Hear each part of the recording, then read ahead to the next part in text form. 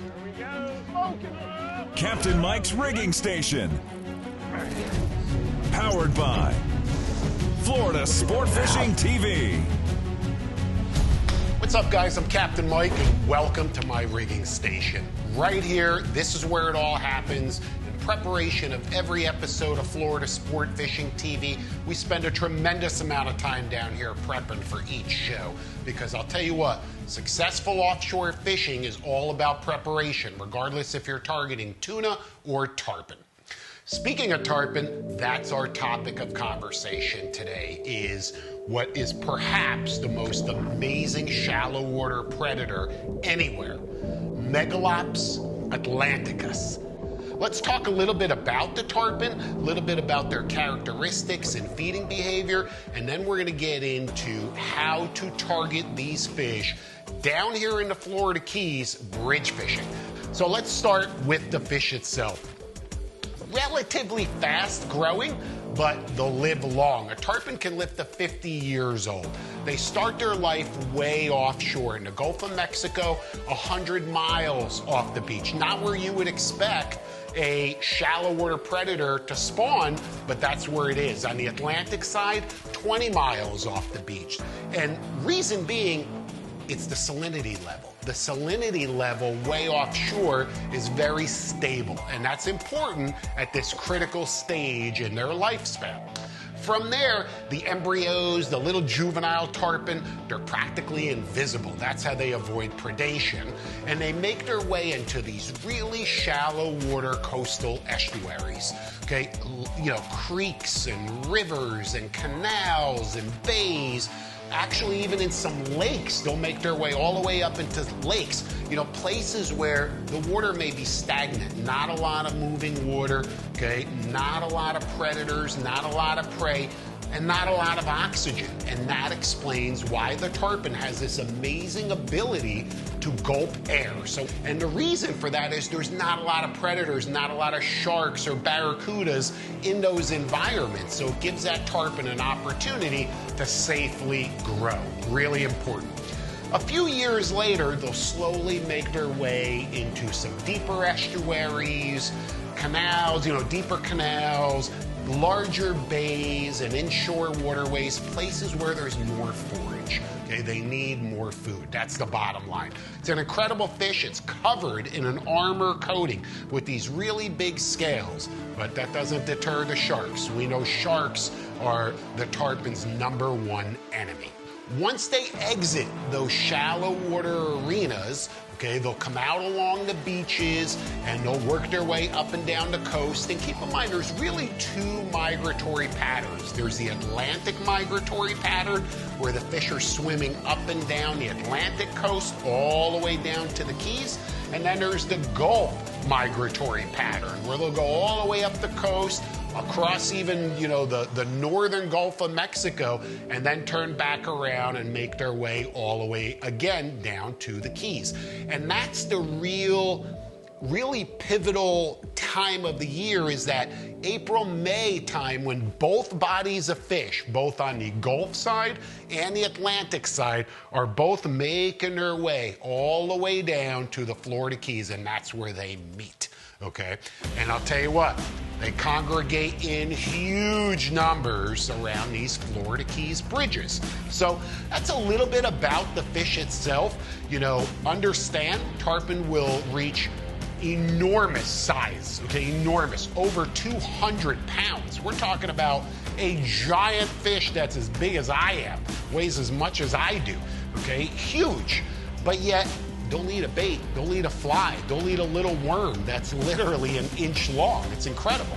They'll also eat crabs and shrimp and, you know, all sorts of fin fish. You know, essentially, tarpon will eat almost anything. Heck, off my dock here in the Florida Keys, I have fed them, you know, any kind of scrap from any fish, and they eat it all. They love dolphin skin. Go figure. Nevertheless, when you're bridge fishing, it's a whole different frame of mind, you know. These fish, too, it's important to remember, not only do they get huge, they jump like crazy. They have incredible acrobatic ability, okay, which is another, you know, stimulating factor and another attraction to the tarpon. They pull line like crazy with long runs. They're so strong.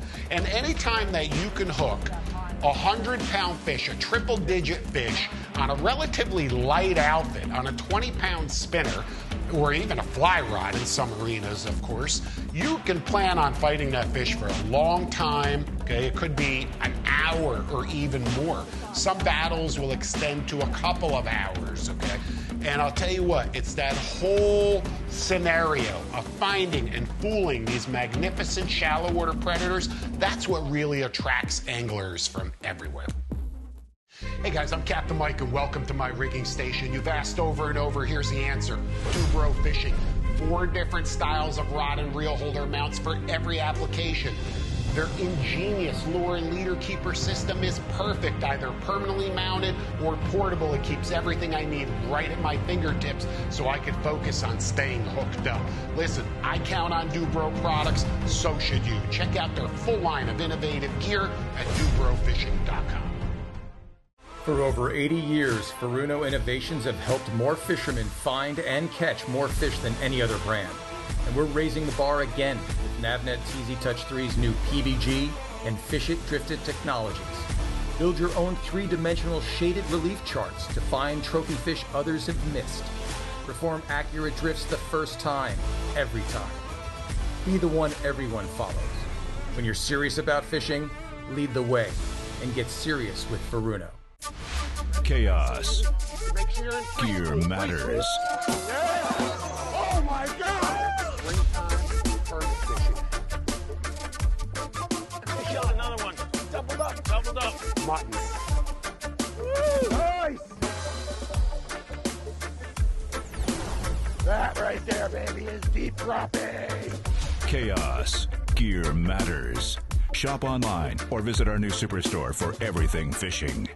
Deep Glow outshines the competition. With a robust housing, durable glass dome, and stainless steel hardware, Deep Glow lights are the toughest, brightest, and easiest to install. Throw them in, plug them in, and let the show begin. I've literally created my own feeding frenzy. Residential or commercial 1 or 50 lights, Deep Glow increases property values, creates loyal customers to waterfront businesses, and provides years of trouble-free service. Tell them Captain Mike sent you and receive a free timer. The bridge fishing, let's talk about that. Look, like I said earlier, don't try and do this alone, okay? You've got to have some local knowledge. That's really important. I, too, when I started tarpon fishing down here in the Keys before I relocated to the Keys, I didn't just trailer my boat down here and say, hey, I'm going to do this on my own. I fished with a couple of experts, a couple of guys, a number of times to really learn the ropes. There's nothing wrong with that, and I suggest that you do it, too. However, if you want to get down here and do it on your own, or you just need a refresher course, you know, this is it right here. This is what we're going to talk about in detail.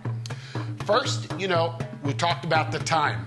Like I said, May. That's it right there, May. That triggers this enormous tarpon migration, this enormous tarpon bite. Coupled with that 75-degree water in that time of the year, it's almost a no-lose situation. You know, there are actually a number of charters here in the Keys that guarantee you will catch a tarpon during that time frame.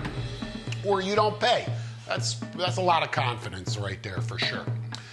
Number 2, you know, you've got to have the right boat. To effectively bridge fish here in the Keys, and especially at 7 Mile and Bahia Honda, look, a flat skiff you can do this with.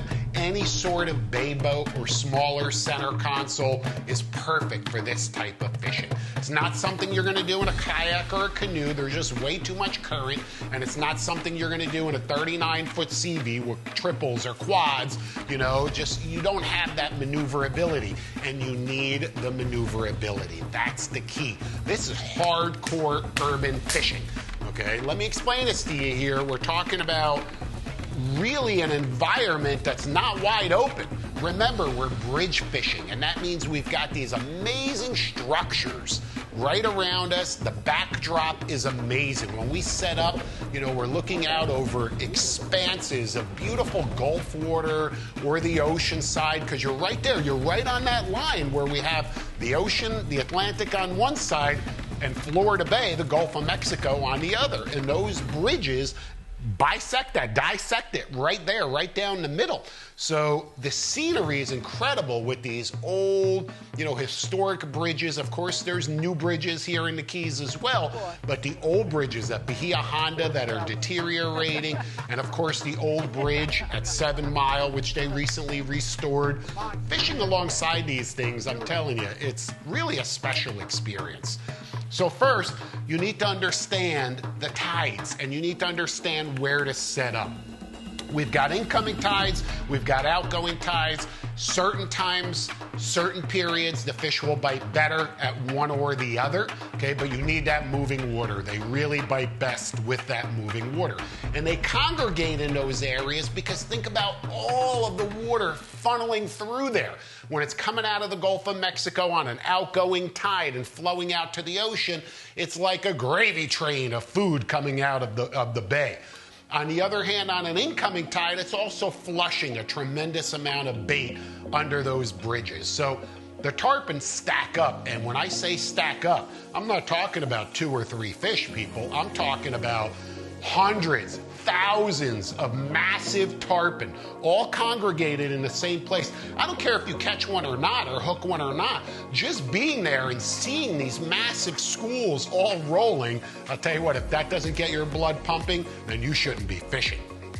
So we know that when we set up, and this is perhaps the most important part of the entire equation, regardless of what boat you're in, we've got 2 bridges. Picture this here. We've got the old bridge, we've got the new bridge, right? We've got, we'll say, for the sake of this conversation, we've got an incoming tide.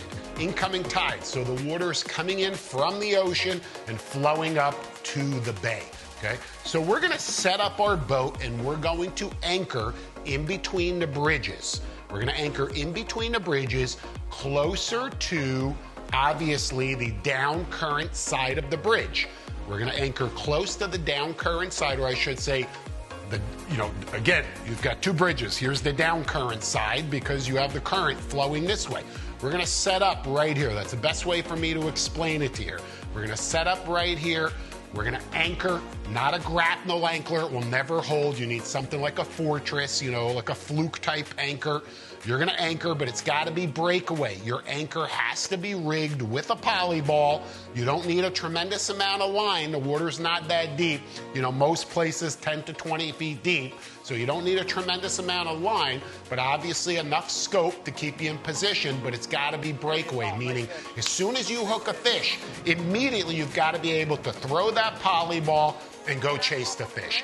Do not think you're going to be sitting stationary in a boat and be able to fight that tarpon around those bridges. Never gonna happen. You've gotta be on the move.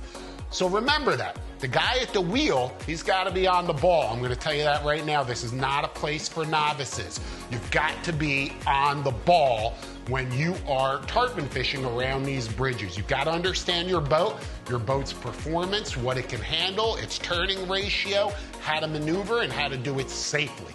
Really important. This episode, we talked a lot about tackle, a lot about finding these fish, staying on them. All right. Nice job. What a fish. Oh, yeah, that's a fat one right there. That's what we want.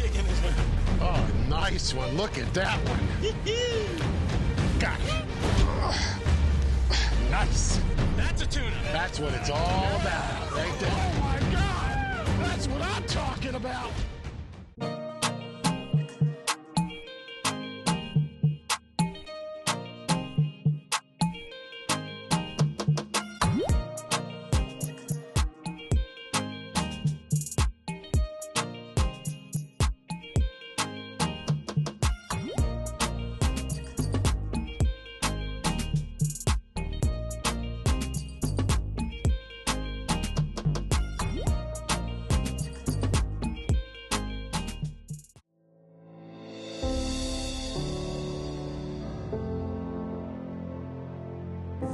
Don't even lift and pump, just reel. Just reel. All right, come on. Somebody get in there. Crank. Got him. We got him. You ready? Nice. We got him. Get him in the boat. Ready? Oh! Put it onto your rod. Never jeopardize losing a rod, ever.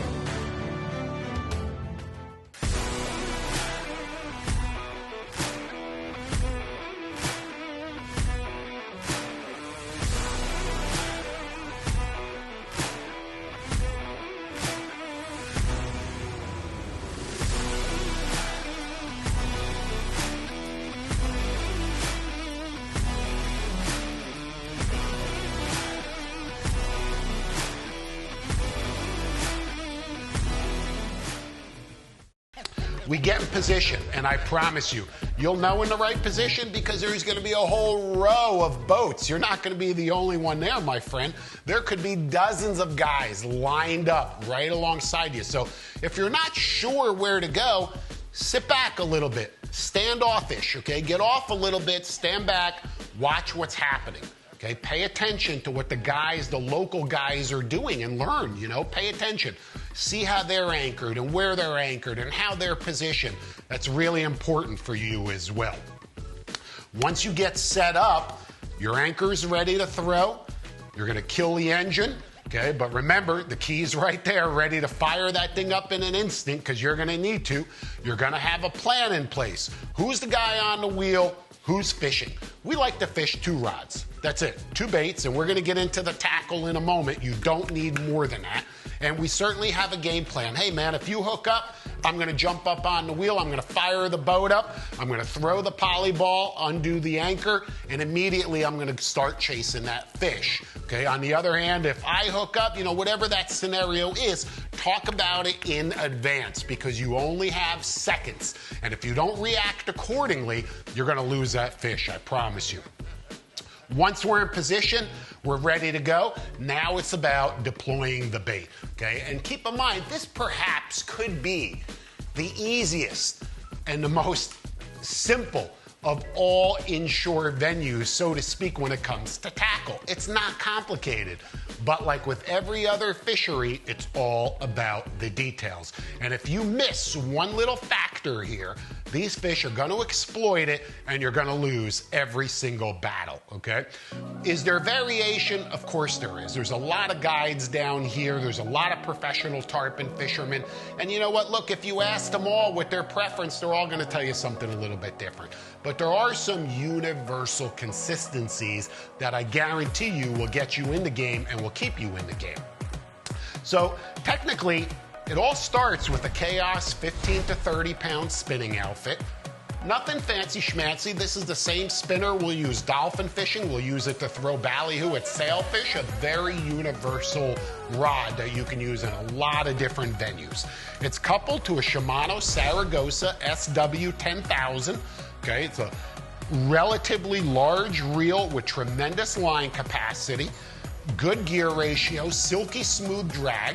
It's not, you know, Shimano's top tier reel, but it certainly gets the job done and a great option. And there's really no real purpose for a Stella in this particular fishery.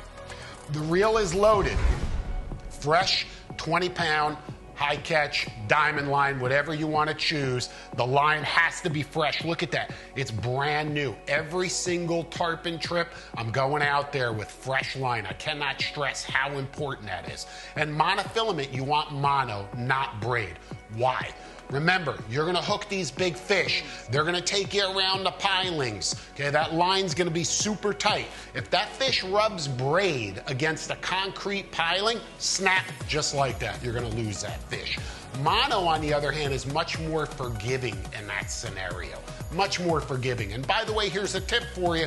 When you do hook a fish and you're fighting him, if he does rub the line against the piling, immediately back off on the drag. Immediately back off on that drag, because think about it, a very tight line rubbing against concrete spells disaster. A loose line, at least you have a chance until you get around, you know, maneuver around, whatever it takes, then you can tighten up the drag from there. The 20-pound mono is tied to 6 to 8 feet of 40-pound fluorocarbon. That's it, blood knot, okay? Or actually, I shouldn't say that, I put a little barrel swivel. Little barrel swivel in this scenario between the 20-pound mono and the 40-pound fluorocarbon. Some guys will fish 30 if the water's really clear. You can even bump it up to 50 on the other side of the spectrum if they're really biting well, but a good rule of thumb is 40-pound. Either the clear or the pink, doesn't matter. From there, the hook itself, as a matter of fact, let me show you this, because again, it really can't get much easier than this. It's just important that you use the right things. VMC 7.0 inline tournament circle hook. There it is. It's number 7385. We use this hook for so many different fisheries, including mutton snapper, okay? But it's the same hook that we'll fish for the tarpon. We tie it to the end of the leader with a small loop knot. And I'll tell you what, other than one more little factor, that's all of the terminal tackle right there. The only other little factor is this little float that we place, as you can see, right above the swivel. It's not a strike indicator. I don't need a float to know that I just got a tarpon bite. Okay, I promise you, you don't need that float. What it does is, number one, it'll help keep that bait where it needs to be, up on or near the surface, and it will allow you as the angler to understand where your bait is. Fresh bait is vital in today's highly pressured fisheries, and no one makes it easier to catch live bait than the Ballyhoop.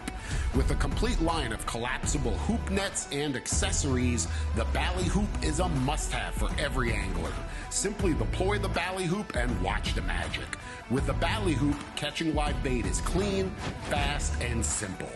Ask for the Ballyhoop at your local tackle shop or visit us online to find a dealer near you. Dependable terminal tackle is vital in every venue. That's why professional anglers targeting bonefish to blue marlin rely on Diamond Fishing products. With an extensive selection of the finest monofilament, fluorocarbon, and braided fishing line in the world, it's time you avoid the rest and rig with the best. Diamond Fishing products, the official line of Florida Sport Fishing TV, tournament-winning fishing teams, and busy charter captains from coast to coast. Now, at Bahia Honda, we're set up, the boat's in position. We've got two anglers off the back of the boat, and of course, we've got the current, right? The front of the boat's right here, right at you. Here's the bow. There's the bridge, right there. The current's flowing this way. The boat's laying like this. We're in the back of the boat. Work with me here. We're now gonna feed that crab out. But keep in mind, the idea is to get that crab on the shadow line on the back side of the bridge. Why? Fish picks up the bait. Oftentimes he'll run down current. We immediately throw the ball, maneuver the boat, spin it around in a 180, and immediately go chase that fish. And if you're lucky, you'll be fighting them on the down current side of the bridge. Will some fish turn around and come back up current? Absolutely. Get ready for it, and they're gonna do it fast. And you have to react quickly. So remember, the guy on the wheel, he's got to be in constant communication with the angler on the bow. And oftentimes there's a third person who's helping support that angler on the bow. These are big, powerful, strong fish. You don't want to do this on your own with no experience, you know, with novice anglers. It's a dangerous situation. The current runs tremendously fast under these bridges. It's hardcore fishing. You're maneuvering in and out of concrete abutments. There are massive sharks in the water right there that feed on these 100 to 200 pound tarpon. Think about how big a shark has to be to bite a 150 pound tarpon in half in one bite. But it happens right there at these bridges. So you really gotta be on the ball. Now, understand, the fish brings you through the pilings, in and out of the bridge. You're chasing them, anglers fighting them. You're communicating the entire time, putting as much heat as you can on that fish with that 20-pound spinner, okay, which is not all that much when you're fighting a 150-pound fish, but you do the best that you can. And pace yourself. It's going to be a long fight, okay? It's going to be, like I said, over an hour. Now, the tide switches, okay? It goes from incoming, like we talked about, there's the ocean, there's Florida Bay, the tide's coming this way, it's incoming tide. We're positioned right here and feeding our baits this way. We're anchored, we get a bite, we throw the ball, we go chase them like we just discussed. But now it goes slack, and then the tide completely turns back around, and it's now flowing out. It's coming out of the bay into the ocean. Okay, so now everything has to change. What do we do now?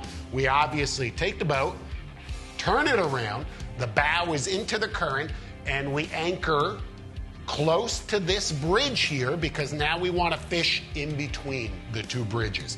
A lot of times you can get lucky. There are some ropes and there's some stuff that you can tie off to on the bridge, which will help you and you don't have to anchor. Be careful. I don't even know if that's legal to do that. You may just want to anchor. Either way, you obviously have to affix yourself in this position so you can now fish down current. I'm now facing the ocean side, and we're feeding our baits out in between the two bridges. You will see massive schools of tarpon, massive. And I'll tell you what, it's just a matter of time before one of them comes by and just explodes on your crab. I have to stress, here's the key tip right here to be successful. Feed the bait out, feed the crab out, let it go, let it go, let it go, let it go. Get it way out there.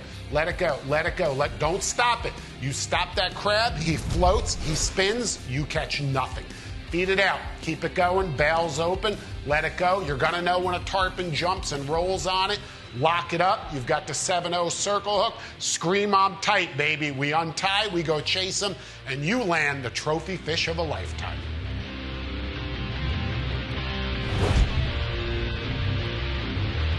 Connect with the crew on Instagram at Florida Sport Fishing TV. Catch our Extreme Seminar Series at www.fsftv.com and get hooked up.